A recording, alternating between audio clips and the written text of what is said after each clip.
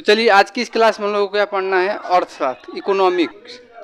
तो इससे पहले वाले जैसे हम कल बताए थे आपको जियोग्राफी, उसमें बताए थे एस्ट्रोनॉमी। तो एस्ट्रोनॉमी और अर्थशास्त्र जो इकोनॉमी है दोनों को मतलब एक ही साथ चलेगा। उसके बाद से आगे मतलब कुछ धीरे धीरे उसका टाइमिंग नियमित हो जाएगा, मतलब कि फिजिक्स केमिस्ट्री बायोलॉजी चलेगा, सबका टाइमिंग जो निर्धारित कर दिया जाएगा। तो आज हम स्टार्ट कर देंगे अर्थशास्त्र। देखिए अर्थशास्त्र किसे कहते हैं। अर्थशास्त्र के अंदर हम लोगों को पढ़ना आता है कि किसी देश का जो विकास होता है या फिर देश का जो जीडीपी होता है, जीएनपी होता है, क्या होता है और देश कैसे चलता है, इसके बारे में जो है अर्थशास्त्र के बारे में पढ़ना है। और क्या होता है मिलियन डॉलर, जैसे कि होता है कि किसी देश का जीडीपी इतना बढ़ गया, मतलब ट्रिलियन डॉलर मिलियन डॉलर में जो ये होता है क्या होता है, इसके बारे में हम समझेंगे अर्थशास्त्र में। तो देखिए अर्थशास्त्र में सबसे पहले हम लोग को पढ़ना है क्षेत्रफल। अर्थशास्त्र में सबसे पहले क्षेत्रफल पढ़ना है। क्षेत्रफल का मतलब क्या होता है, बताओ, तुम बताओ, खड़ा हो जाओ ना। अब देखो समझ में कैसे आएगा, तो हम बता रहे हैं समझ में कैसे आ जाएगा तुमको। क्षेत्रफल जो होता है इसको कहते हैं सेक्टर, क्षेत्रफल को सेक्टर कहते हैं। मतलब कि जो क्षेत्रफल होता है ये तीन टाइप का होता है। क्षेत्रफल तीन टाइप का होता है। क्षेत्रफल तीन टाइप का होता है। एक होता है आपका स्वभाव, एक होता है आपका स्वभाव, और एक शर्तें, और एक होता है स्वामित्व। जो स्वभाव होता है इसी को कहते हैं नेचर। नेचर मतलब देखिए यह नेचर स्वभाव, मतलब कि नाम से ही स्पष्ट हो जा रहा है कि प्राकृतिक चीज़ें होंगी। नाम से स्पष्ट हो जा रहा है कि प्राकृतिक चीज़ें होंगी।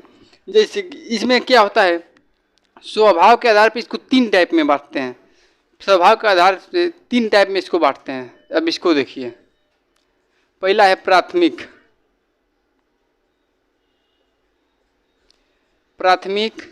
और दूसरा है द्वितीयक, और तीसरा है तृतीयक।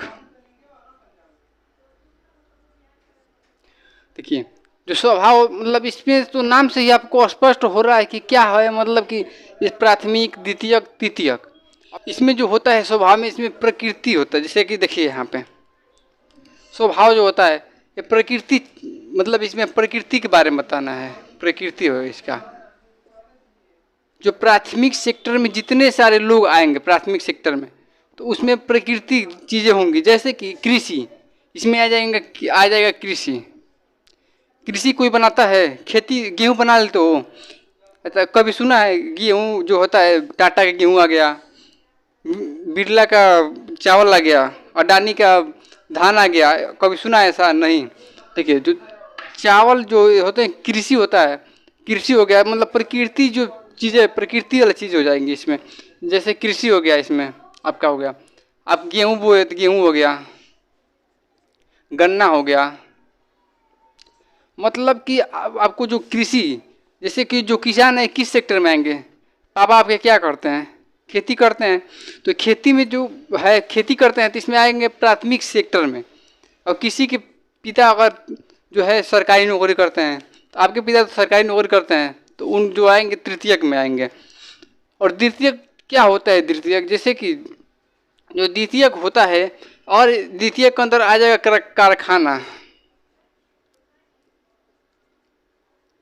कारखाना आ जाएगा। जैसे यहाँ पे देखिए, यहाँ पे हम लोग बोए हुए गेहूँ, यहाँ पे बोआ गया गेहूँ। अब गेहूँ से तो डायरेक्ट बिस्कुट बन नहीं जाएगा, डायरेक्ट बिस्कुट अब गेहूँ से आएगा द्वितीयक सेक्टर में। मतलब कि गेहूँ बोआ गया, अब आएगा कारखाना में। अब कारखाना में आएगा तो पिसाएगा, गेहूँ पिसाएगा, तो फिर उसके बाद से उसका बिस्किट बनेगा। तो जो बिस्किट बनेगा, जैसे यहाँ पे तो गेहूँ बोआ गया, लेकिन बिस्किट जो बनेगा यहाँ पे कारखाना में बनेगा बिस्किट। क्या कारखाना में बिस्किट तो बन गया, लेकिन कारखाना में बेचा जाएगा? नहीं बेचाएगा। बेचने के लिए आना पड़ेगा उसको तृतीयक सेक्टर में। और जो तृतीयक सेक्टर का कार्य होता है, दोनों मतलब प्राथमिक सेक्टर और द्वितीयक सेक्टर का हेल्प करता है तृतीयक सेक्टर। तो एक तरफ से हेल्प का काम भी करता है। जैसे कि यहाँ से गेहूँ तो उग गया, अब किसी का गेहूँ उग गया, तो अब गेहूँ उग गया तो उससे खेतों में ना बिस्कुट बनाएंगे। अब वो गेहुआ को ला देंगे गाड़ी पे, और गाड़ी पे लाद के कारखाना तक लाएंगे। तो जो गड़िया पर ला देंगे तो गड़िया जो आएगा तो आ जाएगा तृतीयक सेक्टर में। तृतीयक सेक्टर जो होता है इसमें आपका आ जाएगा सर्विस आ जाएगा। सर्विस आ जाएगा मतलब कि सेवा, पैसे के बदले सेवा। जैसे कि हम आपको क्या कर रहे हैं, हम आपको मतलब पैसे के बदले सेवा दे रहे हैं। आप फीस के बदले जो है आपको मतलब सेवा दे रहे हैं। आपको फीस के बदले कोई चीज़ मतलब तो नहीं दे रहे हैं, कोई वस्तु तो नहीं दे रहे हैं, सेवा दे रहे हैं, तो इसको कहते हैं। अब यहाँ पे जैसे गेहूँ हो गया तो प्राथमिक सेक्टर हो गया, और द्वितीयक सेक्टर में आपको द्वितीयक सेक्टर जो होगा इसमें निर्माण का कार्य होगा, निर्माण या फिर विनिर्माण। जैसे कि कैमरा है, यहाँ पे अब कैमरा लगा है, और कैमरा जो है गिर के फूट गया, तो गिर के फूट गया तो जाएगा बनने के लिए दुकान पे। अब उसका निर्माण किया जाएगा, विनिर्माण किया जाएगा। हाँ, विनिर्माण किया जाएगा। निर्माण मतलब जैसे और नया चीज़ बनाना हो तब न उसका निर्माण होगा। अब पहले से फूट गया, ये तो बना हुआ है पहले से, और ये फूट गया तो उसका विनिर्माण न होगा। तो यहाँ पे द्वितीयक सेक्टर में उस किसी भी चीज़ का निर्माण होता है या फिर विनिर्माण होता है। लेकिन तृतीयक सेक्टर जो होता है, तृतीयक सेक्टर, अब इसके अंतर्गत आपका सर्विस हो जाएगा। जैसे कि किस पैसे के बदले में सेवा, सर्विस हो जाएगा। इसके अंतर्गत आपका सरकारी नौकरी आ जाएगा, सरकारी नौकरी हो जाएगा। मतलब कि इसके अंतर्गत बहुत सी चीज़ें आती है। जैसे आपका दुकान है, आपके भैया का दुकान है, तो वो आ जाएंगे तृतीयक सेक्टर में आ जाएंगे। दुकान है तृतीयक सेक्टर में आ जाएंगे। अब जैसे जैसे मतलब कि इसमें जो है तृतीयक सेक्टर है, इसके अंतर्गत आपको ऐसे ही समझ में आ जाएगा कि आपको पैसे के बदले सेवा देने होंगे, पैसे के बदले सेवा। लेकिन जो प्राथमिक सेक्टर होगा इसके अंतर्गत प्रकृति चीज़ें आएंगी, जैसे कि कृषि हो गया, गेहूँ चावल, जैसे अनाज पैदा करना हो गया, गन्ना हो गया। अब यहाँ पे गन्ना जो बोएंगे तो गन्ना बोएंगे, किसान बोएगा गन्ना, तो गन्ना आ जाएगा आपका प्राथमिक सेक्टर में। लेकिन गन्ना से जूस बनेगा तो वो आ जाएगा आपका द्वितीयक सेक्टर में, और उस जूसवा को बेचेगा तो वो आ जाएगा तृतीयक सेक्टर में। मतलब कि अगर कोई किसान है, अब किसान जो है वो खुद ही गन्ना उगाता है और खुद ही उसको रस बनाता है और खुद ही ठेला लगा के उसको बेचता है, तो वो तीनों सेक्टर में आ जाएगा अगर वो किसान मतलब खुद बेचता हो तो। नहीं तो अगर जैसे यहाँ पे बना के, अभी ध्यान समझिए, यहाँ पे हो गया गेहूँ बोआ गया, अभी गेहूँ को ला देगा कौन, तृतीयक सेक्टर से ट्रक आएगा। अब ट्रक लदाएगा और कारखाना तक आएगा। अब जैसे ही कारखाना तक आएगा ट्रक, कोई ट्रक का एक्सीडेंट हो गया ट्रक का। अब ट्रक का एक्सीडेंट जैसे होगा तो ट्रक को शायद मतलब जिसका एक्सीडेंट होगा वो मतलब उसको घायल हो जाएगा, तो घायल हो जाएगा तो उसको हॉस्पिटल ले जाया जाएगा। तो हॉस्पिटल ले जाने के लिए एम्बुलेंस आएगा, तो इसको कहे जैसे जो एम्बुलेंस आएगा, एम्बुलेंस जो है ये आपका तृतीयक सेक्टर में आएगा, क्योंकि आपको सर्विस दे रहा है पैसों को बदले या फिर निःशुल्क की सर्विस दे रहा है। अब एम्बुलेंस आएगा, लेकिन जो ट्रका वाला ठोका होगा ड्राइवर वाला, उसका क्या होगा, जब ड्राइवर को पकड़ने के लिए आएगा पुलिस आएगा ड्राइवर पकड़ने के लिए। अब यहाँ पे एम्बुलेंस आएगा, पुलिस आएगा, अब जाएंगे हॉस्पिटल में, एम्बुलेंस ले जाएगा हॉस्पिटल में, तो हॉस्पिटल भी आ जाएगा तृतीयक सेक्टर में। हॉस्पिटल आपका आएगा तृतीयक सेक्टर में। अब हॉस्पिटल तो आ जाएगा तृतीयक सेक्टर में। अब हॉस्पिटल में होगा आपका इलाज, अब इलाज होगा और उसके बाद से इलाज होगा, जब पूरा एकदम ठीक हो जाएंगे तो आपको थमाया जाएगा बिल, और वो बिल पेमेंट करने के लिए आपको जाना पड़ेगा बैंक में, तो इसमें आ जाएगा बैंक भी। मतलब कि मोटा मोटी सब एक तरफ से ध्यान, अगर मतलब कि अगर सबको देखा जाए एक तरफ से, तो जो तृतीयक सेक्टर है इसमें आपको सेवा ही प्रदान की जा रही है, कुछ पैसे लेके आपको सेवा दी जा रही है। लेकिन जो द्वितीयक सेक्टर है इसमें कि निर्माण या फिर विनिर्माण का कार्य हो रहा है, कारखाने हो जाएंगे, या फिर और कोई मिस्त्री है, मिस्त्री घर बनाता है तो उसका निर्माण कर रहा है, तो वो आ जाएगा द्वितीयक सेक्टर में। लेकिन और कोई घर खरीद रहा है, पैसा दे के उससे पूरा घर ही खरीद रहा है, तो वो आ जाएगा तृतीयक सेक्टर में। मतलब तृतीयक सेक्टर में आपको पैसे दे के कुछ वस्तु खरीदना है या फिर सेवा देना है, ये होगा जाएगा तृतीयक सेक्टर में। तो यहाँ तक किसी को कोई दिक्कत, अरे लिखो मत, आपको पीडीएफ मिल जाएगा इसमें का, लिखो मत पीडीएफ मिल जाएगा, इसका फोटोग्राफ करा के दे देंगे सबको।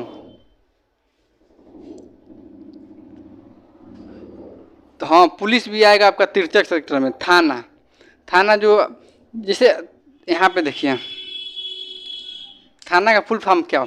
जैसे अगर कोई चोर है या फिर कोई जैसे कोई मतलब बेगुनाह है, मतलब कि कोई क्राइम नहीं किया है, तो पुलिस कहेगी था, मतलब कि यही क्राइम किया है था। लेकिन जैसे ही पैसा देगा तो ना, मतलब कि ये क्राइम नहीं किया है, तो उसी को मिलेगा वो थाना। इसमें आता है इसमें दरोगा। दरोगा द मने पैसा दो, रोआ चाहे गावा लेकिन दो, पैसा दो, मतलब कि रोगा के दो लेकिन पैसा दो, तो वही होगा दरोगा। हालांकि ऐसा मतलब कि सब पुलिस वाले ऐसा नहीं होते हैं। आपको कम से कम 30 से 40 पुलिस वाले जैसे है ऐसा मिल जाएंगे, जिसकी वजह से सारे पुलिस वालों का नाम जो है खराब हो जाता है।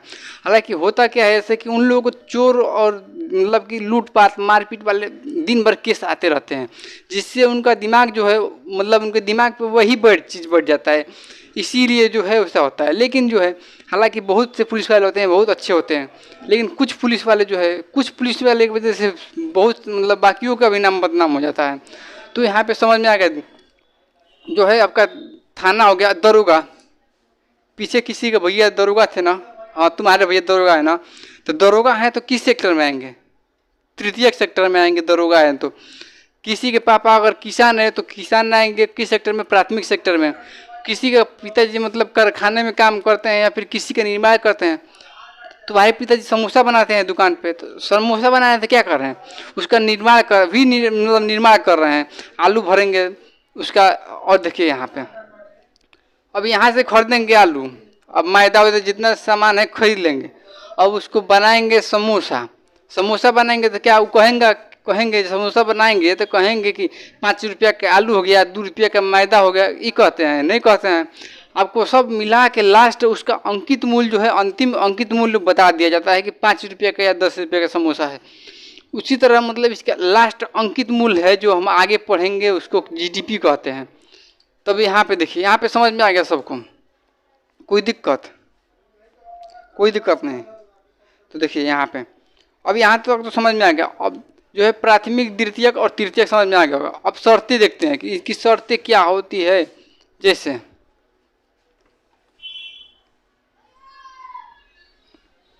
शर्तें में एक होता है संगठित, एक होता है संगठित और एक होता है असंगठित।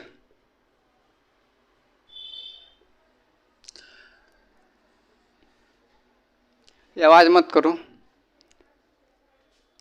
तो देखिए बताओ पहले प्राथमिक सेक्टर में कौन कौन आएंगे। हाँ दुकान वाले तृतीय सेक्टर में आते हैं, प्राथमिक सेक्टर में ही आते हैं। अब यहाँ पे समझो, इधर देखो, इधर सामने सीधा बैठ जाओ। यहाँ पे यहाँ पे तो प्राथमिक द्वितीय तृतीय सब समझ में आ गया। और यहाँ पे संगठित और असंगठित क्या होता है। संगठित मतलब कि नाम से ही पता चलता है आपको कि संगठन मतलब कि इसका संगठन होगा। जैसे कि यहाँ पे देखिए संगठित जो होता है इसका टाइम निर्धारित होता है, संगठित में टाइम निर्धारित होता है, इसका सैलरी निर्धारित होता है और इसका अवकाश निर्धारित होता है। अब यहाँ पे टाइम में जो संगठित होता है उसका सैलरी निर्धारित होता है, टाइम निर्धारित होता है और अवकाश निर्धारित होता है। लेकिन जो असंगठित होता है उसका ना तो टाइम निर्धारित होता है, ना ही सैलरी, ना ही अवकाश। जैसे कि यहाँ पे ध्यान से समझिए, हम क्या हैं, हम लोग संगठित है या असंगठित है। हम लोग को संगठित है, कोचिंग जो है संगठित है। जैसे कि यहाँ पे हम लोग का टाइम निर्धारित है कि आपको 8 बजे उपस्थित होना है, ठीक। आपका अवकाश मतलब अवकाश जो है इसके लिए भी निर्धारित है कि आपका अवकाश जो है संडे को अवकाश रहता है। सैलरी भी आपको, फीस भी निर्धारित है कितना फीस लगेगा आपका। लेकिन असंगठित जो होता है इसमें कोई निर्धारित चीज़ नहीं होता है। जैसे कि आपका खेती क्या निर्धारित है कि आपको 9 बजे खेत में जाना है, 10 बजे धान काटना है और 12 बजे धान को पीटना है, ये कोई निर्धारित नहीं है। आपका दुकान हो गया, आपका दुकान हो गया, तो दुकान पर कोई निर्धारित मतलब खुद का दुकान है तो कोई निर्धारित समय नहीं है, कोई 9 बजे खोलता है, कोई 10 बजे। और ना ही इसमें अवकाश, खुद का दुकान है, जब मन करे तब बंद छुट्टी कर दे या फिर चालू रखें। और ना ही सैलरी मतलब कि इसमें कुछ जो है फिक्स नहीं होता है, उसको कहते हैं असंगठित। और जो संगठित होता है इसमें टाइम भी आपका फिक्स होता है, सैलरी भी फिक्स होता है, और जो है अवकाश भी फिक्स होता है। देखिए यहाँ पे जो संगठित है, सबसे ज़्यादा नौकरी जो संगठित, सबसे ज़्यादा नौकरी जो है रेलवे ने दिया है। संगठित क्षेत्र में सबसे ज़्यादा नौकरी रेलवे ने दिया है, लगभग में 17-18 लाख शायद रेलवे में जो कर्मचारी है 17 से 18 लाख कर्मचारी है। और उसके नंबर पे आर्मी है, जो इंडियन आर्मी है, उस मतलब इंडियन आर्मी ने संगठित जो है रोजगार दिया है। लेकिन असंगठित जो है, असंगठित में सबसे ज़्यादा रोजगार जो है आपका कपड़ा उद्योग दिया है। कपड़ा, आप कहीं भी जाइए, किसी भी दुनिया के मतलब इंडिया के किसी भी कोने में जाएंगे तो आपको हर चौराहे पे 4-5 कपड़ा की दुकान अवश्य मिल जाएगा। तुम्हारे भी कपड़ा की दुकान है, उसका भी कपड़ा की दुकान है। मतलब कि आपका जैसे जितने सारे मतलब हर जगह जाएंगे तो आपको 4-5 कपड़ा की दुकान मिल ही जाएगा। तो जो असंगठित है उनमें सबसे ज़्यादा जो है कपड़ा उद्योग सबसे ज़्यादा जो है चल रहा है असंगठित क्षेत्र में। और संगठित क्षेत्र में जो है रेलवे ने सबसे ज़्यादा जो है कर्मचारी नियुक्त किया। अब यहाँ पे देखिए, अब कौन सा चीज़ जो है प्राथमिक और असंगठित में आएगा। अब यहाँ पे देखिए, तृतीयक, तुम्हारे भैया दरोगा है, पुलिस है, ठीक, दरोगा है, उनका वो तो जो आएंगे तृतीयक सेक्टर में आएंगे। लेकिन उनका कोई मतलब उनका टाइम भी फिक्स है कि इतना टाइम काम ड्यूटी करना है, उनका सैलरी भी फिक्स है, उनका अवकाश भी फिक्स है। तो तुम्हारे भैया आएंगे तृतीयक सेक्टर में संगठित क्षेत्र, मतलब तृतीयक में संगठित आएंगे। और अगर किसी के पापा किसान है तो वो आएंगे प्राथमिक में असंगठित। मतलब कि आपको समझ में आ रहा है कि तो मतलब अगर कोई भी चीज़ का निर्माण होगा तो वो होगा द्वितीयक में, और कोई भी चीज़ जो है प्रकृति के द्वारा, जैसे प्रकृति चीज़ें होंगी तो होगा प्राथमिक में। और किसी भी चीज़ का अगर कुछ फी लेके या फिर कुछ पैसे लेके आपको सेवा दे या फिर कुछ वस्तु दे तो वो आ जाएगा तृतीयक क्षेत्र में। यहाँ तक समझ में आ गया। अब यहाँ से देखिए, यहाँ तक समझ में किसी को कोई दिक्कत? अरे तुम लिख कह रहे हो, बोले हैं कि अभी आप सबको PDF मिल जाएगा, उसका प्रिंट करके दे देंगे, प्रिंट आउट सबको। ठीक, अब आगे बढ़ते हैं। अब यहाँ तो समझ में आ गया सबको, कोई दिक्कत नहीं। अब आगे देखते हैं स्वामित्व। आगे देखते हैं स्वामित्व। तो स्वामित्व जो होता है, स्वामित्व क्या होता है?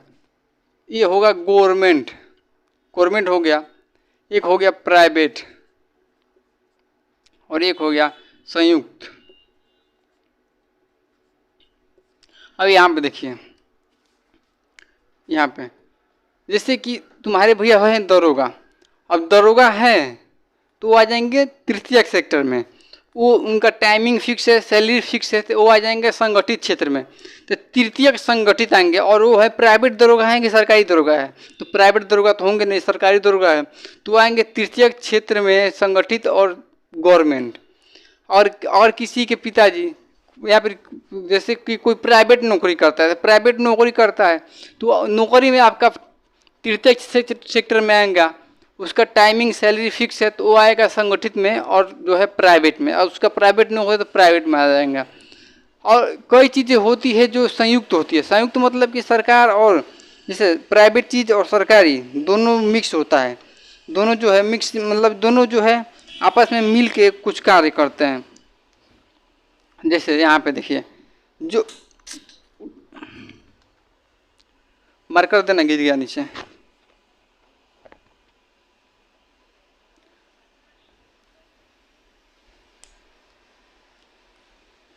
ठीक, कहाँ संयुक्त जैसे यहाँ पे गवर्नमेंट हो गया तो सरकारी हो गया, प्राइवेट हो गया तो मतलब किसी प्राइवेट क्या हो गया। संयुक्त मतलब कि नाम से ही पता चल रहा है कि दोनों मिले हुए, मतलब कि इसमें संयुक्त वाले में जो है गवर्नमेंट प्लस प्राइवेट दोनों मिले होते हैं और इनके बीच जो है MOU साइन किया जाता है। MOU साइन किया जाता है। इसको कहते हैं मेमोरेंडम ऑफ अंडरस्टैंडिंग। इसमें साइन किया जाता है संयुक्त वाले में कि जैसे कि अगर हम लोग जैसे कोई रोड बनाना हो तो सरकार जो है अंबानी से संपर्क कर ले। अंबानी से जैसे कि कोई रोड बनाना हो तो अंबानी से संपर्क कर ले, बिरला से संपर्क, टाटा से संपर्क। तो जैसे कंपनियाँ कोई आ गया, जैसे यहाँ पे आ गया बिरला, आपका बिरला, तो बिरला कहे कि मेरे पास सीमेंट है, तो बिरला जो है अपना 30% योगदान दिया। बिरला के जितने सारे सीमेंट होगा बिरला से जाएगा, रोड बनेगा तो बिरला का यहाँ पे सीमेंट का खपत भी हो गया, उसको पैसे भी मिले और बिरला हो गया। अब आपका आ जाएगा टाटा आ गया, तो टाटा का जितने सारे हमारे गाड़ियाँ होंगी या फिर जितने सारे और भी वस्तु लगेगा वो हम देंगे। टाटा दे दिया आपका 40%, बिरला दे दिया 30%, टाटा दे दिया 40%। इसी तरह से और भी चीज़ें जैसे छोड़ आ जाएगा, छोड़ टाटा छोड़ दे दिया, बिरला दे दिया 30%, और आपका जो है इसमें 70% हो गया। अब सरकार चाहे तो सरकार अपना हिस्सा, मतलब कि सरकार चाहे तो वो भी 30% दे सकती है, लेकिन क्या करती है सरकार की, हमारे पास पैसे नहीं है, रोड बनाने के लिए पैसे नहीं है, लेकिन सरकार चाहे तो प्राइवेट की दे दे। जैसे बिरला दे दिया 30% में अपना सीमेंट मिला दिया, टाटा 40% मिला दिया, कोई और कंपनी है अडानी आ गया, अडानी अपना दे दिया 30%, अपना हिस्सा दे दिए सब, और ये लोग मिलकर बनाएंगे सड़क, ये लोग मिलकर सड़क बनाएंगे। और सरकार की जो संयुक्त जो गवर्नमेंट और प्राइवेट के बीच जो MOU साइन होगा उस पर लिख दिया जाएगा, साफ साफ लिख दिया जाएगा कि जो सड़क बनेगा उस पर 5 साल तक ये कंपनियां टोल वसूलेंगी। तो इसमें क्या फ़ायदा होगा कि आपका 5 साल बस वसूल लेंगे, उसके बाद से हो जाएगा रोड सरकार का। तो जैसे यहाँ पे जो किसी भी अगर रोड बन के तैयार हो जाएगा, तो अगर उस रोड से एक गाड़ी का अगर टोल आपको 50 रुपया भी देना हो, तो हर मतलब कि अगर फेमस जगह है तो उस जगह से कम 4 से 5 लाख गाड़ियाँ रोज़ जाती है। तो आप जोड़ सकते हैं ऐसे ही कि 50 लाख जो है एक दिन का टोल वसूला जाएगा। तो इसमें जो है इन लोगों का 5 साल तक साइन हो जाता है कि 5 साल या फिर 2 साल जितना हो, मतलब दोनों में जितना जो है अंडरस्टैंडिंग हो जाए तो साइन हो जाता है, और इन लोगों का मतलब ये हो जाएगा संयुक्त। तो यहाँ तक समझ में आ गया कि प्राइवेट क्या होता है, सरकारी क्या होता है और संयुक्त क्या होता है। अब इसमें एक और आता है सहकारी, इसमें एक और सहकारी आता है। सहकारी में क्या आपका होता है, सहकारी में तो नाम से पता चलता है कि सहायता करने वाला, तो इसमें सहकारी में आपका आ जाएगा, सहकारी में आप गवर्नमेंट रहेगा, सरकार रहेगा। सरकार कोई जैसे कि सरकार कह दिया वैज्ञानिक को कि वैज्ञानिक से कह दिया कि आप जैसे आप इस सब्जी पे खूब एक्सपेरिमेंट करिए और इसमें हाइब्रिड वाली और अच्छी से अच्छी जो है बीज लाइए। इसमें वैज्ञानिक मिल गए और फिर कृषि मिल गया, किसान। जैसे इसमें कि 3 लोग मिल जाते हैं आपका सहकारी में 3 लोग मिल जाते हैं। जैसे कि अगर मान लीजिए कोई किसान ही है और उस किसान जो है इसको अच्छी जो है अच्छी वैरायटी के बीज मिल रहा है, और वो वैरायटी के बीज जो है खेत में बो दिया। अब खेत में बो अक्सर में जो इंडिया के जो किसान हैं बो देते हैं, दुनिया भर का मतलब उग जाता है, लेकिन उसको बेचने वाला कोई नहीं होता है। इसी तरह किसान बो दिया, लेकिन जो उगेगा उसको बेचने की जिम्मेदारी जो है बीच वाले जो होगा उसका होगा। किसान अपने खेत से निकाल दिया, तोड़ दिया, अब बीच वाला ले जाकर गवर्नमेंट तक पहुंचाएगा और गवर्नमेंट उसको बेचेगी। तो जैसे सहकारी जो होता है इसमें तीनों लोग जो है मिले होते हैं, इसको मिल के काम किया जाता है। हाँ, प्राइवेट अलग हो जाता है और सहकारी वाला अलग हो जाता है। समझ में आया?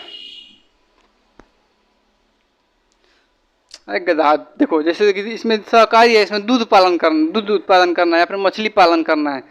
जैसे कि दूध उत्पादन करना है तो सरकार क्या करे, अगर सरकार किसानों को गाय, मतलब किसान जो है गाय रख लिए बहुत ज़्यादा, 20 को 50 को 100 गाय रख लिए। यहाँ तो गाय देखिए, गाँव की जो गैया होती है 4-5 लीटर दूध देगी, उसमें खूब लात चलाएगी। अल्लाह चला चला दूध देती है, 6 महीना में जाकर भी सूख जाती है। जो आपका सहकारी हो गया समझ में आएगा। जैसे कि मछली पालन करना हो तो किसान जो है अपना मछली पालन करे, उसको दूसरा कोई ले जाके सरकार तक पहुँचाए, और सरकार जो है दूसरे देश में, जैसे कि चाइना है, चाइना से हम लोगों का व्यापार जो है, चाइना हम लोगों से अपना, जैसे चाइना अपना सामान ले के इंडिया में बेच देता है बहुत ज़्यादा, लेकिन हम लोग जो है इंडिया जो है चाइना में जाकर अपना सामान नहीं बेच पाते हैं। उसका रीज़न भी वो है। जैसे चाइना अगर एक दिन के लिए रक्षाबंधन आता है, अभी रक्षाबंधन कुछ दिन पहले ही गया, आप लोगों को पता है कि आपका 90% राखी जो है चाइना से आता है। चाइना एक दिन के रक्षाबंधन के लिए वो पूरी तरह से तैयार रहता है और राखी जो है भेज देता है बना के। लेकिन चाइना में क्या है, काकरोच खाते हैं, सांप खाते हैं, बिच्छी खाते हैं, कुत्ता खाते हैं। तो अगर हम लोग चाहे तो उसका व्यापार भी कर सकते हैं, सरकार चाहे तो। जैसे कि बहुत ही आसान है करना। क्या है, काकरोच जो सूती वाला बोरा आता है, जूट वाला बोरा, जैसे हम लोग बोरा पैर और पोंछने के लिए रखते हैं, तो क्या करना, उस बोरे को भे के और किसी कमरे में रख के 10-20 को बंद कर दिया जाए, अपने आप काकरोच जो है उसमें पूरा काकरोच छाप लेंगे। तो सरकार अगर इसमें सहकारी वाले में इसमें क्या होता है, अगर उस काकरोच को भर के बोरा में सरकार को दे दिया जाए, सरकार वो जहाज़ी द्वारा चाइना में पहुँचा दिया जाए, मतलब कि इसमें जो है सहकारी सरकार साथ देती है जनता का। जनता इसमें क्या होता है, फ़ायदा होता है सबका।